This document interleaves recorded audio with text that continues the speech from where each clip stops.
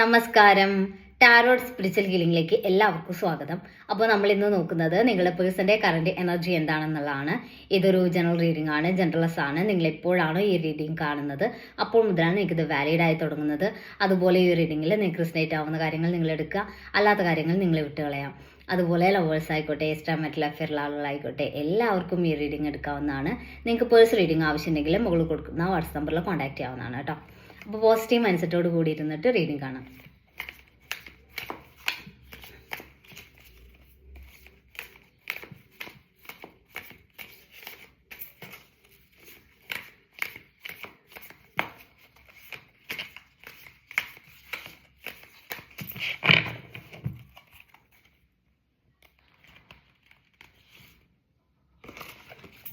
Four of swords എനർജിയാണ്. ഇവിടെ ഈ റിലേഷൻ നഷ്ടപ്പെട്ടു, അല്ലെങ്കിൽ ഈ റിലേഷനിൽ ഇനി പ്രതീക്ഷ ഇല്ല, അല്ലെങ്കിൽ ഇനി മുന്നോട്ട് പ്രതീക്ഷിക്കേണ്ട കാര്യമില്ല എന്നുള്ള രീതിയിൽ വിഷമിച്ചിരിക്കുന്ന ഒരു സിറ്റുവേഷനിലൂടെയാണ് നിങ്ങളിപ്പോൾ കടന്നു പോകുന്നതെന്നുള്ളതാണ് കാണിക്കുന്നത്. നിങ്ങൾ ഈ റിലേഷൻ ഇനി ഇവിടെ യാതൊരു പ്രതീക്ഷയില്ലാതെ ഈ റിലേഷൻ ഇനി മുന്നോട്ട് കൊണ്ടുപോകേണ്ട കാര്യമില്ല എന്നുള്ള രീതിയിൽ ഇത് കംപ്ലീറ്റ് ആയിട്ട് ഇതിൽ നിന്നും ഒരു അകന്ന് നിൽക്കാം. അകന്ന് നിൽക്കാൻ നിങ്ങളെ കൊണ്ട് പറ്റുന്നതുകൊണ്ടല്ല, പക്ഷെ നിങ്ങൾക്ക് അത്രയും വിഷമമുണ്ട്. ഈ റിലേഷനിൽ നിങ്ങൾ ആഗ്രഹിച്ച രീതിയിലുള്ള റെസ്പോൺസ് ഇല്ലാത്തതിൻ്റെ വിഷമമുണ്ട്. പക്ഷേ ഇനി എഫേർട്ട് ഇട്ടിട്ട് ഒരു കാര്യമില്ല, ഒരു നിരാശയിലാണ് നിങ്ങളിപ്പം മുന്നോട്ട് പോകുന്നതെന്നുള്ളതാണ് കാണിക്കുന്നത്. 3 ഓഫ് വാൻസ് എനർജിയാണ്. അപ്പോൾ നിങ്ങളിപ്പം കരുതുന്നത് ഇനി ഈ റിലേഷൻ വേണ്ട, ഇനി ഇതിൽ ഞാൻ എഫേർട്ട് ഇട്ടില്ല, ഇവിടെ ഞാൻ ഒരുപാട് എന്നെ കൊണ്ട് പറ്റുന്നതിൻ്റെ പരമാവധി ഞാൻ ഈ റിലേഷന് വേണ്ടിയിട്ട് ശ്രമിച്ചിട്ടുണ്ട്, അപ്പോൾ ഇനി ഞാൻ ഈ റിലേഷനോട് തിരികെ പോവില്ല എന്നുള്ളൊരു സ്ട്രോങ് ഡിസിഷനിലോട്ട് നിങ്ങൾ എത്തുന്നതായിട്ടാണ് കാണുന്നത്.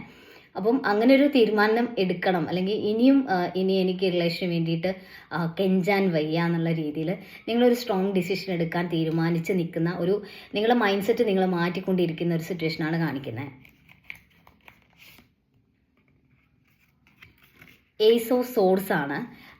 ഇവിടെ സത്യം പറഞ്ഞാൽ നിങ്ങളുടെ ഒരു മാനസികാവസ്ഥ എന്ന് പറയുമ്പം നിങ്ങൾക്ക് ഈ റിലേഷനിൽ ഒരു സോഴ്സ് എനർജിയിലൂടെ നിങ്ങൾ മാറിയിട്ടുണ്ട്. അതായത് നിങ്ങൾ എഫേർട്ട് ഇട്ട് മടുത്തു, ഇനി ആക്ഷൻ മാത്രമേ ഉള്ളൂ.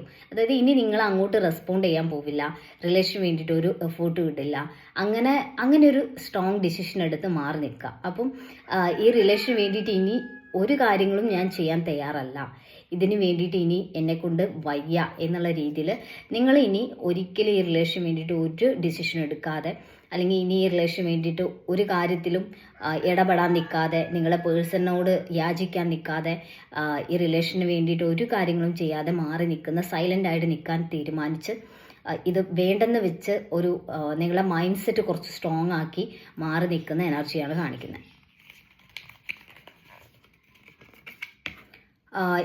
ഇവിടെ കാണിക്കുന്നത് 6 ഓഫ് സോഡ്സ് എനർജിയാണ്. അതായത് നിങ്ങളുടെ പേഴ്സൺ ഈ ഒരു റിലേഷനിൽ എപ്പോഴും നിങ്ങളുടെ കുറ്റങ്ങൾ കണ്ടെത്തുന്ന ഒരു പേഴ്സണായിട്ടാണ് കാണുന്നത്. അപ്പം എപ്പോഴും ഒരു ഇഷ്യൂ വരുമ്പം, ഈ റിലേഷനിൽ എന്തെങ്കിലും പ്രശ്നങ്ങൾ വരുമ്പം അതിൻ്റെ റീസൺ നിങ്ങളാണ് എന്നുള്ളത് നിങ്ങൾ കേട്ട് മടുത്തിട്ടുണ്ടാവും. ഓക്കെ, അപ്പോൾ എന്ത് പ്രശ്നം വന്നാലും അത് നിങ്ങളുടെ മിസ്റ്റേക്കാണ് അതിന് കാരണം എന്നുള്ള രീതിയിൽ നിങ്ങളെ ബ്ലെയിം ചെയ്യുന്ന ഒരു എനർജിയിലാണ് നിങ്ങളുടെ പേഴ്സൺ എപ്പോഴും ഉള്ളത്.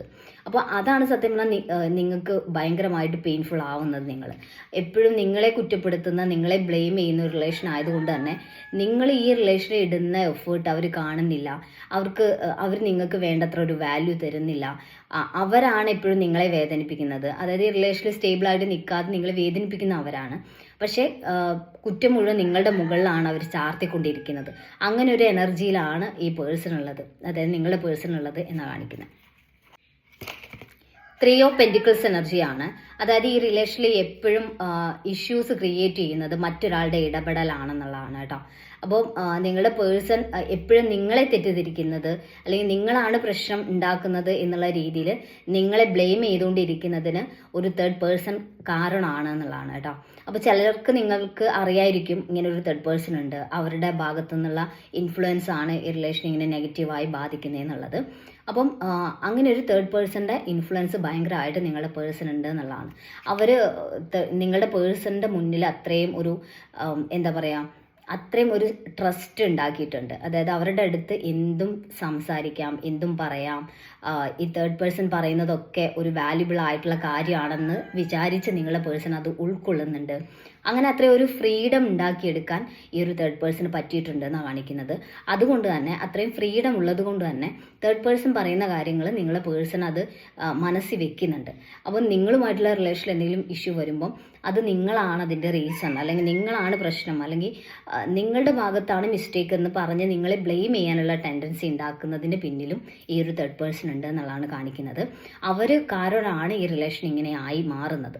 ചിലർക്ക് അറിയുന്നുണ്ടാവില്ല ഇങ്ങനെ ഒരു തേർഡ് പേഴ്സൺ ഉള്ളത്. പക്ഷേ അറിയുന്നവരാണെങ്കിൽ ഇങ്ങനെ ഒരു തേർഡ് പേഴ്സൺ നിങ്ങളുടെ റിലേഷൻ ഇടയ്ക്കുള്ളതാണ് ഇതിൻ്റെ പ്രശ്നങ്ങൾക്ക് റീസൺ എന്നുള്ളതാണ് നമുക്കിവിടെ കാണുന്നത് കേട്ടോ. പേജ് ഓഫ് പെൻറ്റിക്കിൾസ് എനർജിയാണ്. ഇവിടെ ഈ തേർഡ് പേഴ്സൻ്റെ ഇൻഫ്ലുവൻസ് ഉണ്ടെങ്കിൽ പോലും നിങ്ങളുടെ പേഴ്സൺ പലപ്പോഴും ഈ ഒരു റിലേഷൻ ഹോൾഡ് ചെയ്ത് പിടിക്കാൻ ശ്രമിക്കുന്നുണ്ട്. കാരണം അവർക്ക് നിങ്ങളോട് സ്നേഹമുള്ളത് കൊണ്ട് തന്നെ അവരത് നഷ്ടപ്പെടുത്താതെ മെയിൻറ്റെയിൻ ചെയ്യാൻ അവർ പരമാവധി ശ്രമിക്കുന്നതായിട്ട് കാണുന്നുണ്ട്. പക്ഷേ അവർക്കതിന് സാധിക്കുന്നില്ല എന്നുള്ളതാണ്. അപ്പം ഇവിടെ നിങ്ങളുടെ പേഴ്സണും നിങ്ങളും ആയിട്ടുള്ള റിലേഷൻ ഇടയ്ക്ക് ഒരു തേർഡ് പേഴ്സൺ ഇൻഫ്ലുവൻസ് നിങ്ങളുടെ റിലേഷനെ മൊത്തത്തിൽ ഡാമേജ് ചെയ്യിക്കുന്നു എന്നുള്ളതാണ് കാണിക്കുന്നത്. അപ്പോൾ നിങ്ങൾ ഇവിടെ ഒരു ചേഞ്ച് വരാൻ ചാൻസ് ഉണ്ട്. എന്തെങ്കിലും രീതിയിൽ യൂണിവേഴ്സിൻ്റെ ഒരു ഇടപെടലോ ഒരു ചേഞ്ചോ വരാനുള്ള ചാൻസ് ഉണ്ട്. അപ്പോൾ നിങ്ങളിത് വെയിറ്റ് ചെയ്യേണ്ടി വരും ഇതിലൊരു ചേഞ്ച് വരാനായിട്ട്. ഒരു തേർഡ് പേഴ്സൺ ഈ റിലേഷനിൽ ഇൻഫ്ലുവൻസ് ചെയ്യുന്ന എനർജിയാണ് മെച്ചൂരിറ്റി കാണിക്കുന്നത്. അതുകൊണ്ട് തന്നെ റിലേഷനിൽ നിങ്ങളുടെ പേഴ്സണ് നിങ്ങളെ മനസ്സിലാക്കാൻ പറ്റാതെ പോകുന്നു, നിങ്ങളുടെ ഭാഗത്തുള്ള ശരികളെ അവർ അറിയാതെ പോകുന്നു എന്നുള്ളതാണ് കാണിക്കുന്നത്.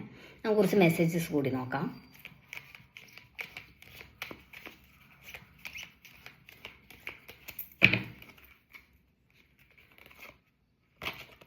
സക്സസ് എന്നാണ് കാണിക്കുന്നത്. ഈ റിലേഷനിൽ ഒരു സക്സസ് ഉണ്ടാവും എന്നുള്ളതാണ്.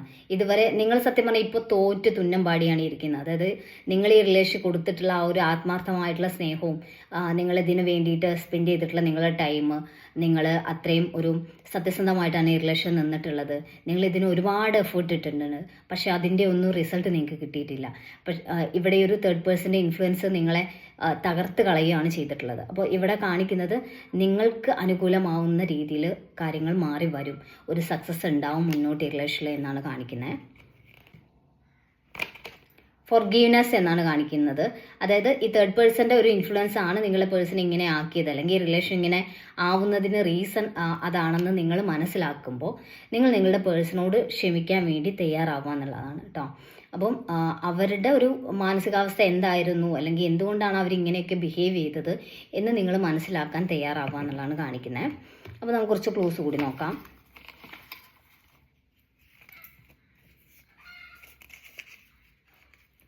എറണാകുളം, കോഴിക്കോട്, 1990, ഭരണി, ഏപ്രിൽ, ജനുവരി, Palakkad, 1997, December, 1994, letter R, letter C, Kasaragod, letter S, Pooram. അപ്പോൾ നിങ്ങൾക്ക് ഈ ഒരു റീഡിങ് ഇഷ്ടമാണെന്ന് വിചാരിക്കുന്നു. Thank U.